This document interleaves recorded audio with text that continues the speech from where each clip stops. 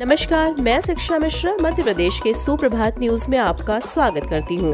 दोस्तों, मध्य प्रदेश की तमाम फटाफट खबरों को जानने के लिए हमारे चैनल को सब्सक्राइब जरूर करें। साथ ही कमेंट सेक्शन में जरूर बताएं कि आप मध्य प्रदेश के किस जिले से हमारे न्यूज को देख रहे हैं। तो चलिए शुरू करते हैं खबरों को, जानते हैं आज के मुख्य समाचार। गोवा की तरह मध्य प्रदेश में पर्यटकों की सुरक्षा करेगी पुलिस। पिछले महीने भोपाल में एक पर्यटक के साथ लूट की घटना के बाद पर्यटकों की सुरक्षा को लेकर पुलिस का तरीका बदलेगा। जिस तरह से गोवा की पुलिस देश दुनिया से वहां पहुंचने वाले पर्यटकों की सुरक्षा करती है, उसी प्रकार की व्यवस्था मध्य प्रदेश पुलिस करेगी। गोवा की पुलिस व्यवस्था देखने के लिए मध्य प्रदेश पुलिस का एक दल जाएगा। धान उपार्जन के पहले गोदामों में भंडारण की होगी जांच। प्रदेश में न्यूनतम समर्थन मूल्य पर धान खरीदकर गोदामों में भंडारण करने से पहले 3 बार जांच की जाएगी। उपार्जन से पहले गोदामों की जांच कर यह देखा जाएगा कि उनमें पहले से धान तो नहीं है। यदि धान रखा है तो उसका रिकॉर्ड अलग से रखा जाएगा। इसी तरह धान उपार्जन के दौरान बाद में भी जांच होगी। यह कदम इसलिए उठाया गया क्योंकि पिछले साल जबलपुर के शाहपुरा में जांच के दौरान गोदाम में धान कम मिला था। अब मेडिकल कोर्स में एडमिशन के लिए मेंटल टेस्ट अनिवार्य।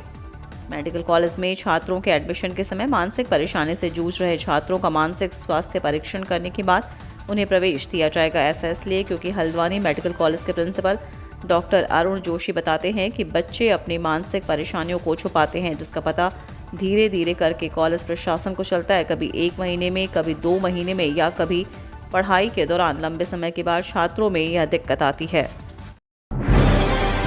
करदाताओं को प्रोत्साहित करने के लिए सम्मानित करेगी मध्य प्रदेश की शिवराज सरकार।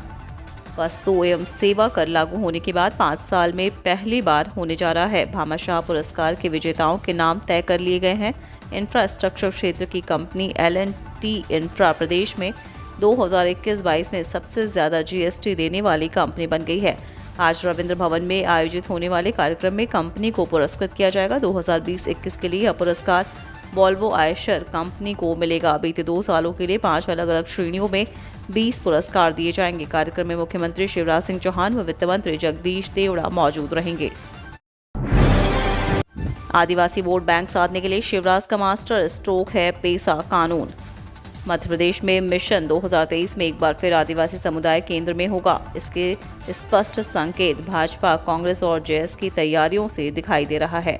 आदिवासी समुदाय का रुझान ही तय करेगा कि सत्ता की चाबी किसके हाथ होगी। इन समीकरणों के बीच कांग्रेस और जेएस नजदीक आ रहे थे। मुख्यमंत्री शिवराज सिंह चौहान ने पेसा कानून का मास्टर स्ट्रोक चल दिया। 15 नवंबर से मध्य प्रदेश पंचायत अनुसूचित क्षेत्रों पर विस्तार अधिनियम के नए नियम लागू किए जाएंगे। मध्य प्रदेश में प्राथमिक शिक्षक भर्ती के दिशा निर्देश जारी। मध्य प्रदेश के शासकीय विद्यालयों में प्राथमिक शिक्षकों और जनजातीय कार्य विभाग के लिए संयुक्त रूप से 18,527 रिक्त पदों पर भर्तियां 17 नवंबर से शुरू हो रही हैं। इस संबंध में लोक शिक्षक संचालनालय ने दिशा निर्देश के साथ ही पूरा कार्यक्रम जारी कर दिया है। दिशा निर्देश के अनुसार स्कूल शिक्षा विभाग के 7,427 पदों पर प्रदेश के कुल 20 जिलों के लिए भर्तियां होनी हैं। इनमें 1,856 पद प्रदेश के सरकारी स्कूलों में पढ़ा रहे अतिथि शिक्षकों के लिए आरक्षित हैं। शेष 5,573 पदों पर भर्ती होगी। भोपाल जबलपुर में रेल लाइन दोहरीकरण से 43 ट्रेनें कैंसल। रेल यात्रियों के लिए यह काम की खबर है। पश्चिम मध्य रेल जबलपुर और भोपाल मंडल की मालखेड़ी महादेव खेड़ी स्टेशन के बीच रेल लाइन दोहरीकरण के तहत प्री नॉन इंटरलॉकिंग का काम होगा। इसके चलते कुल 43 ट्रेनें कैंसिल की गई हैं, जबकि 7 ट्रेनें बदले हुए रूट से गुजरेंगी। यात्रियों को परेशानी ना हो इसलिए वे पहले से जांच लें और इसके बाद ही ट्रेनों में सफर करें। रेलवे के अधिकारियों का कहना है कि काम पूरा होने के बाद ट्रेनें पहले की तरह ही चलाई जाएंगी। इस बार इस जिले में होगा राज्य स्तरीय रोजगार दिवस कार्यक्रम। प्रदेश के युवाओं को रोजगार उपलब्ध कराने के लिए शिवराज सरकार लगातार रोजगार मेलों का आयोजन कर रही है। प्रदेश के सभी जिलों में जिला स्तर पर रोजगार मेले लगाए जा रहे हैं एवं एक जिले में राज्य स्तरीय रोजगार मेला लगाया जा रहा है। इस बार राज्य स्तरीय रोजगार मेला धार जिले के पीथमपुर में लगाया जाएगा। मुख्यमंत्री शिवराज सिंह चौहान के मुख्य आतिथ्य में 4 नवंबर को धार जिले के पीथमपुरा में एक जिला एक उत्पाद और राज्य स्तरीय रोजगार दिवस कार्यक्रम होगा।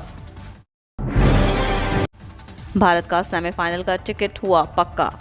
भारत ने बांग्लादेश को वर्ल्ड कप के 35वें मुकाबले में 5 रन से हरा दिया। इसी के साथ टीम इंडिया ने इस मैच में जीत के साथ अपने ग्रुप को टॉप कर लिया है। भारत के अब 4 मैच में 3 जीत के साथ 6 पॉइंट हो गए हैं। भारत को अभी 1 मैच और खेलना है जो कि जिम्बाब्वे के खिलाफ है। ऐसे में अगर टीम इंडिया यह मैच जीत जाती है तो 8 पॉइंट के साथ वो सेमीफाइनल में होगी। मध्य प्रदेश में प्रति चक्रवात का असर, अब बढ़ेगा रात का तापमान। उत्तर भारत के आसपास एक पश्चिमी विक्षोभ मौजूद है। मध्य प्रदेश में एक प्रति चक्रवात बन गया है। मौसम वैज्ञानिकों के मुताबिक इन 2 मौसम प्रणालियों के असर से हवाओं का रुख बदलने लगा है। इस वजह से आज से पूरे प्रदेश के जिलों में रात के तापमान में बढ़ोतरी होने की संभावना है। शुक्रवार को एक तीव्र आवृत्ति वाला पश्चिमी विक्षोभ भी उत्तर भारत को प्रभावित करने लगेगा। इसके प्रभाव से रविवार से बादल भी छा सकते हैं। महंगाई पर आरबीआई के गवर्नर ने दिया बड़ा बयान। रुपए को लेकर किया बड़ा ऐलान। आरबीआई के गवर्नर ने अब खुदरा रुपए को लेकर बड़ा बयान दिया है। उन्होंने बढ़ती महंगाई को लेकर भी बड़ी बात कही। रिजर्व बैंक के गवर्नर शक्ति कांतिदास ने कल कहा कि यहां बैंकों के वार्षिक FIBC सम्मेलन के दौरान समय से पहले सख्त कदम उठाने पर इकोनॉमी और जनता को भी भारी कीमत चुकानी पड़ती है। उन्होंने यह भी कहा कि आरबीआई ने महंगाई दर में वृद्धि के कारण ब्याज दरों में आक्रामक रूप से इजाफा नहीं करके अर्थव्यवस्था का समर्थन करने का निर्णय लिया है। एयर एशिया का बड़ा फैसला, भारत में अपनी जिम्मेदारी एयर इंडिया को बेचेगी। एयर एशिया ने भारत में अपनी शेष हिस्सेदारी एयर इंडिया को बेचने का फैसला लिया है। Air Asia aviation group limited ने एक रेगुलेटरी फाइलिंग के दौरान यह जानकारी दी है। समझौते की यह खबर ऐसे समय में आई है जब एयर एशिया ने महामारी के बाद आसमान में अपनी सबसे मजबूत वापसी की है। एयरलाइन अपने रणनीतिक लक्ष्यों की समीक्षा करने और अपने मजबूत नेटवर्क और क्षेत्र में बड़ी उपस्थिति को देखते हुए आसियान क्षेत्र में अपने फोकस को सीमित करना चाहती है। रक्षा क्षेत्र में भारत की लंबी छलांग, DRDO ने किया AD-1 मिसाइल के फेज 2 का सफल परीक्षण। भारत ने रक्षा क्षेत्र में एक बार फिर अपनी ताकत को दुनिया के सामने पेश किया है। बता दें कि कल DRDO ने APJ अब्दुल कलाम द्वीप से ballistic missile defence interceptor AD-1 missile के दूसरे फेज का सफल परीक्षण किया है। इस मौके पर देश के रक्षा मंत्री ने टीम को बधाई दी है। यह एक लंबी दूरी की इंटरसेप्टर मिसाइल है। यह मिसाइल भारत की कई बड़ी योजनाओं को आसान बना देगा। भारत तिब्बत सीमा पुलिस में निकले 293 पदों पर भर्ती। यदि आप भी सरकारी नौकरी की तलाश कर रहे हैं तो भारत तिब्बत सीमा पुलिस आपके लिए सुनहरा मौका लेकर आई है। कुल वैकेंसी की संख्या 293 है। हेड कांस्टेबल और कांस्टेबल पदों पर उम्मीदवारों की भर्ती होगी। हेड कांस्टेबल के पद पर 126 वैकेंसी है, वहीं कांस्टेबल के पद पर 167 वैकेंसी है। आवेदन प्रक्रिया शुरू हो चुकी है। इच्छुक उम्मीदवार 30 नवंबर 2022 तक आवेदन कर सकते हैं। पीएम मोदी ने 3024 फ्लैट के लाभार्थियों को चाबी सौंपी।